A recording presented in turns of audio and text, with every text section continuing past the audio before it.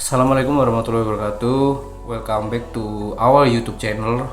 Channel kita bersama, channelnya Kelas Logika Dasar 2002A atau channel YouTube-nya Bu Vivi.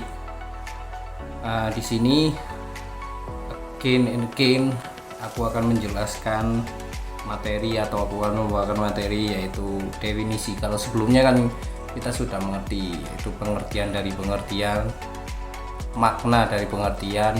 Nah, sekarang kita akan lanjut ke materi selanjutnya yaitu definisi. Langsung saja ke materinya. Nah, di sini aku akan membawakan makna dari definisi. Yang pertama mungkin ada pengertian dari definisi itu sendiri ya. Di sini tertulis bahwa kata definisi berasal dari bahasa Latin yaitu definition yang berarti pembatasan. Jadi definisi ini mempunyai tugas khusus ya, yaitu menjelaskan arti kata-kata atau term-term. Jika demikian, berarti definisi dapat dijelaskan sebagai susunan kata yang digunakan untuk menetapkan arti bagi suatu kata atau bagi grup kata. Penjelasan tersebut diberikan secara tepat, jelas, dan juga singkat. Pada dasarnya definisi terdiri dari dua bagian, yaitu bagian definendum dan juga definiens. Apa sih definendum dan juga definiens itu? Definendum adalah kata atau grup kata yang mendefinisikan, sedangkan definiens adalah kata atau susunan kata yang mendefinisikan. Jadi coba perhatikan contoh yang aku sebutkan berikut ini ya. Es adalah air yang membeku. Nah, term es disebut definiendum, sedangkan susunan kata-kata setelah adalah yaitu air yang membeku disebut definiens. Kita lanjut ke yang selanjutnya yaitu jenis-jenis kalimat definisi. Jenis-jenis kalimat definisi ini dibagi menjadi 5. Yang pertama ada definisi nominal.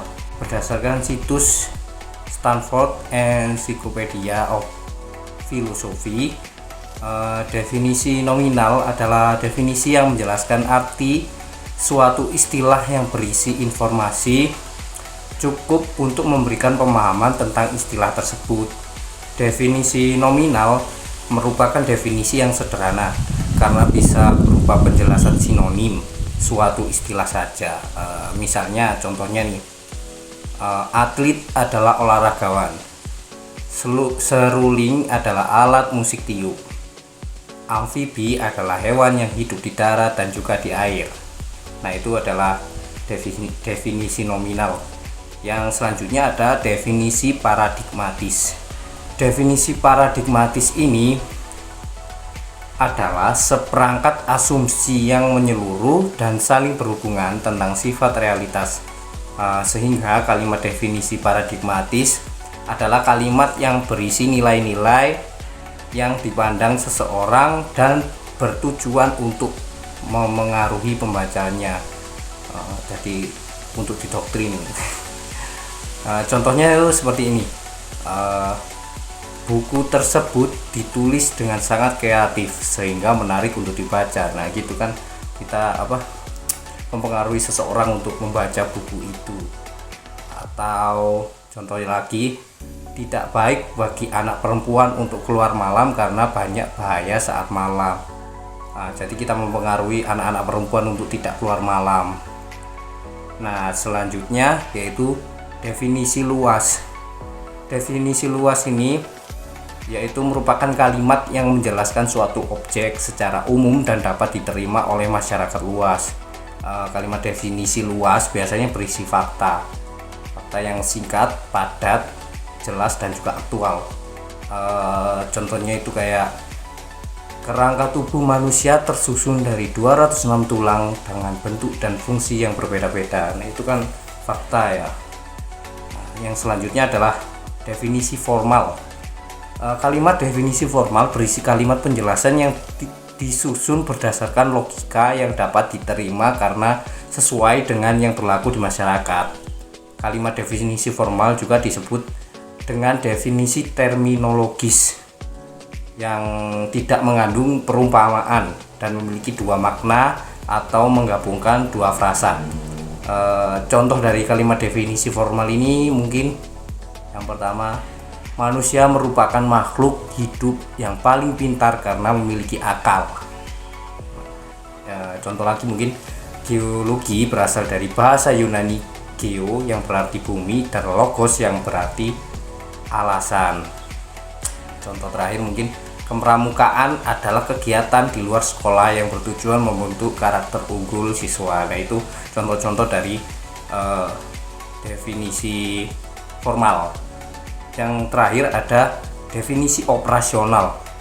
Definisi operasional ini kalimat definisi yang berisi pedoman untuk melakukan sesuatu. Kalimat definisi operasional merupakan kalimat yang berisi petunjuk untuk melakukan sesuatu. Contohnya nih kayak kocok terlebih dahulu sebelum diminum. Jadi kan kayak kalau kita beli minuman kocok itu mungkin ada tulisan kocok terlebih dahulu sebelum diminum. Jadi itu kayak panduan sebelum diminum kita harus mengkocok minuman tersebut. Atau lagi, penelitian harus dilakukan dengan pengambilan sampel acak setiap populasi yang sama variannya. Jadi kayak aturan definisi operasional ini kayak aturan atau petunjuk untuk melakukan tersebut. Atau contoh terakhir, kaleng tersebut harus disimpan di tempat sejuk karena gas di dalamnya bisa meledak jika terkena panas. Nah, itu kan panduan atau petunjuk kita untuk menaruh kaleng tersebut di tempat yang sejuk seperti itu. Lanjut ke yang selanjutnya, mungkin ini adalah prinsip-prinsip definisi. Prinsip-prinsip definisi ini ada 5. Yang pertama, definisi harus bisa dibolak-balik, tidak terlalu luas dan juga tidak sempit. Tidak terlalu luas dan juga sempit.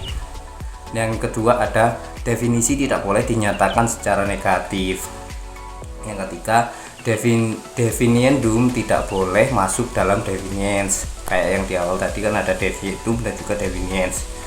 Yang keempat, definisi harus menyatakan ciri-ciri hakiki definiendumnya. Dan yang terakhir, definisi jangan dibuat dengan kata yang sulit dipahami atau kata kiasan, karena penggunaan kata sulit dalam definisi seperti kata kiasan akan membuat maknanya seringkali berubah dan tidak konsisten. Cukup sekian materi definisi yang saya bawakan, semoga bermanfaat.